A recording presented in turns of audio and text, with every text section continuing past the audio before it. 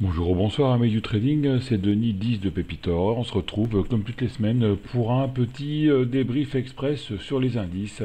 Cette semaine, pas mal de choses à dire, un gros rebond comme vous avez pu le voir ou comme nous allons le voir un peu sur les graphes, et nous allons passer en revue le SP500, le Nasdaq, le Dow Jones, et on revient ensuite en Europe pour finir avec le DAX et le CAC.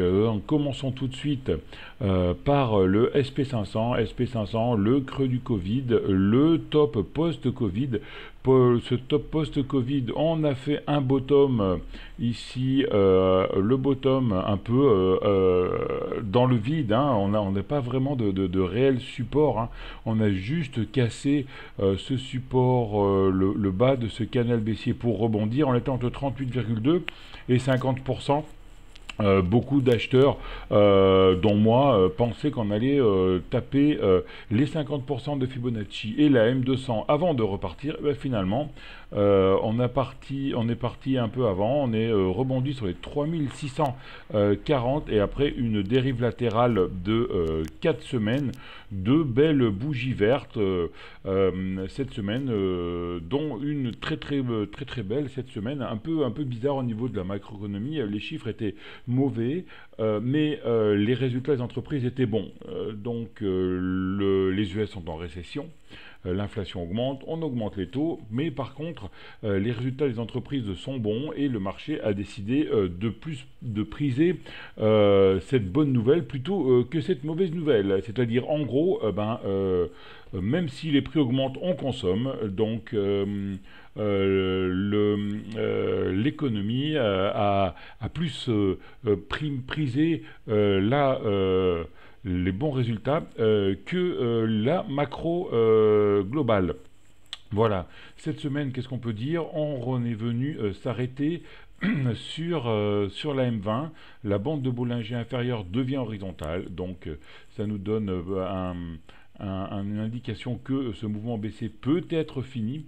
Et maintenant, on va voir si la dernière jambe de baisse a été consolidée, et on voit qu'on a consolidé pile poil à 50% de cette deuxième jambe de baisse ici, hein. Donc on a fait une première jambe, une vague 2, une vague 3, une vague 4, une vague 5, et là on va voir vraiment si c'est un retournement, ou alors si cette vague 3, 4, 5 est seulement une vague 3, ce sera à suivre. Donc là, 50% de Fibonacci consolidé. On arrive sur le point qui avait été un peu conflictuel, qui avait été résistance lors de cette troisième vague, de cette deuxième vague de baisse ici. Donc à suivre cette semaine, les 4160, si on arrive à les passer, pour pouvoir continuer ensuite aller chercher le haut du canal baissier, ou alors si on a un rejet pour aller chercher ce bas de canal baissier et cette fameuse M200 et ces fameux 50% de Fibonacci du Covid, hein. Voilà. Regardons maintenant en vue daily un peu pour décortiquer ces deux dernières bougies, petite bougie d'impulsion et grosse bougie de tendance ici. Voilà. Donc en daily, en été, j'avais tracé un canal haussier vraiment très faible qui était presque une dérive latérale, et j'avais tracé également le gap ici. Donc on a fermé le gap mercredi dernier, confirmé jeudi et vendredi. On a fait un gap à l'ouverture pour aller encore plus haut. Et c'est ce que je vous disais, à surveiller. Donc c'est 4164, 4170 points qui pourraient arrêter la hausse, hein.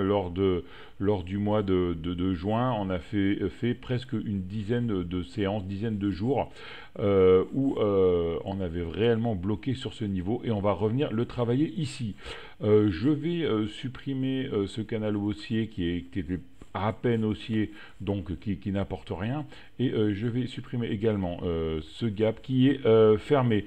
toujours cette ligne de tendance ici et on voit qu'on est nettement passé du côté haussier de cette ligne de tendance. Donc pour l'instant en daily on a un retournement en cours, retournement confirmé dès qu'on dépassera ces 4180 points, 4170 points, donc les derniers plus hauts du mois de juin. Que dire de plus? Les moyennes mobiles, la M7 est à la hausse, la M20 commence à devenir haussière et les bandes de Bollinger s'écartent. Donc on était dans le tuyau ici, phase 4 de bandes de Bollinger, et là on est venu écarter ces bandes de Bollinger en deux fois, et mercredi dernier vraiment écartement très très fort.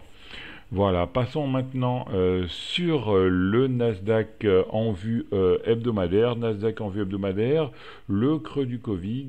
Maintenant, on voit vraiment que ce creux de Covid, c'est vraiment un accident. Quand on voit ce qui s'est passé après le Covid, je vais quand même mettre en logarithmique, voilà. On a eu un creux du Covid et depuis, ça a été une hausse vraiment ininterrompue. Rien à voir avec ce creux du Covid qui maintenant peut être assimilé à un accident de parcours. On a allé rechercher les 61,8 de Fibonacci, la M200, canal baissier, et là on est en train de retravailler les 38,2% de Fibonacci à la hausse. Et on est en train d'attaquer également le haut de ce canal baissier court terme. Regardons maintenant en vue daily. On avait le même petit canal haussier qu'on avait dessiné sur le SP500. Et vendredi dernier, on est venu mécher, on est venu attaquer ce haut de canal haussier pour aller chercher un support, une résistance intéressante. C'est la résistance un peu qui, si on la passe en clôture, nous donnera vraiment un renversement de tendance. C'est une résistance qui avait été travaillée en mars 2022, qui avait été travaillée en février 2022 et qui avait été travaillée également en mai 2021, et la dernière consolidation ou correction ou tentative de retournement, ça l'avait arrêté au mois de juin 2022. Donc on est vraiment dessus actuellement. Je vais supprimer ce haut de canal haussier pour voir quelque chose de plus facile à lire.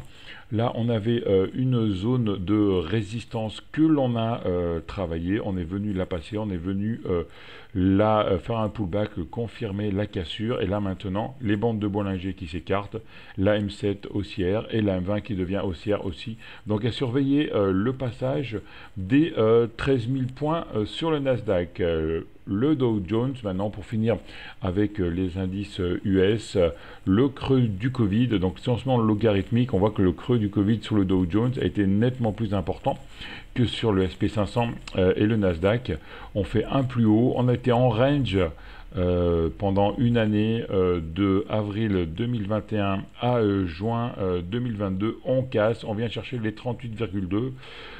Des bougies d'hésitation pendant un mois sur le début de l'été, et là une grosse bougie haussière cette semaine avec la M7 qui devient haussière et la M20 qui devient plate. Donc même en weekly, on a des signes de retournement sur cet indice. En daily, maintenant, on avait tracé le gap, voilà, gap fermé, et même explosé entre jeudi et vendredi. On prend les bols de Bollinger, ce que je vous rappelais, phase 1 des bandes de Bollinger. Quand on prend la bande de Bollinger, volatilité et accélération haussière, M7 haussière, M20 haussière, attention sur le Dow Jones, la distance entre les prix et la M20 commence à être assez mesurée, donc assez importante.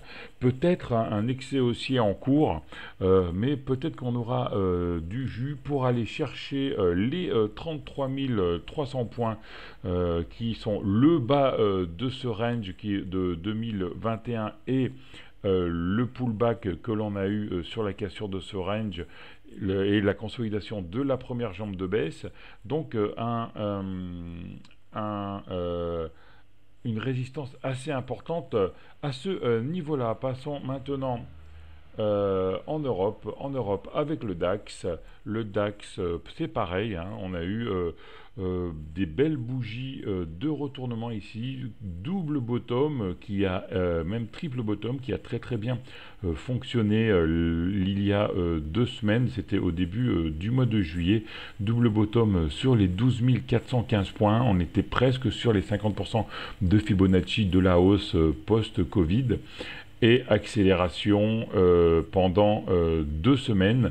Et on est toujours en train de travailler cette zone de résistance sur les 13 840 points. La M20 est horizontale, par contre la M7 est toujours descendante et les bandes de Bollinger horizontales.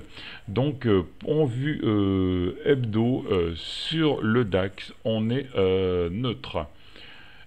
Et en vue journalière, on avait cette trendline ici que l'on a cassée, mais comme on l'avait déjà cassé une fois, c'est peut-être pas très très significatif. On n'a pas encore pris la bolle, hein, donc le DAX est en retard par rapport aux indices américains. La M7 est horizontale. On a réussi à faire un plus haut à 13 368 points. Par contre, on a encore un gap béant à 13 740 et un deuxième gap à 14 215. Encore du potentiel sur ce DAX, où le DAX est encore peut-être en retard, hein. Je vous rappelle le DAX qui est un indice essentiellement lié à l'industrie. L'industrie se porte un peu moins bien que, que le CAC, que l'on verra après, et que les indices US. Et on finit maintenant avec notre indice local, le CAC. Comme on peut voir, toujours c'est ce rebond avec un double bottom qui a bien marché à 5782 points. On est sorti de cette grosse zone de support à 6000 points, 6100 points, hein, qui étaient les plus hauts pré-crise subprime 2008 et pré-crise Covid 2020, avec une énorme bougie verte. On a explosé la M20, la M7 devient montante, pardon. La M20 horizontale et les bandes de Bollinger horizontales également, hein. Donc le CAC, lui, est légèrement plus haussier que les indices américains et beaucoup plus haussier que le DAX. Regardons maintenant en daily, et là on voit vraiment la puissance de notre indice local avec un énorme gap ici vendredi. Par contre, on est vraiment en excès haussier. Là, les cours sont très très loin de la M20.